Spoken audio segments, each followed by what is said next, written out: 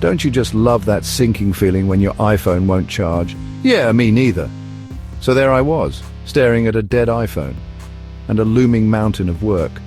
OTPs, product keys, you name it. They were all waiting on this little device to charge.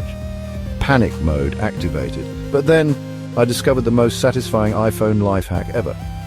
Grab a very small flathead screwdriver, like 3/64 size, a toothpick or paper clip.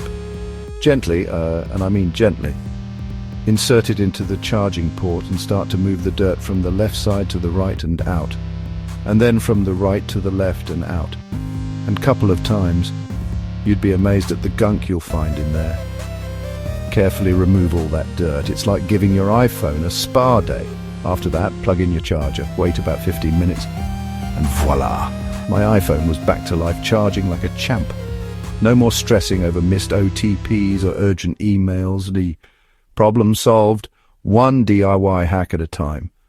So if this helps save your day, hit that like button, subscribe to the channel, and stay tuned for more quick fixes to everyday problems.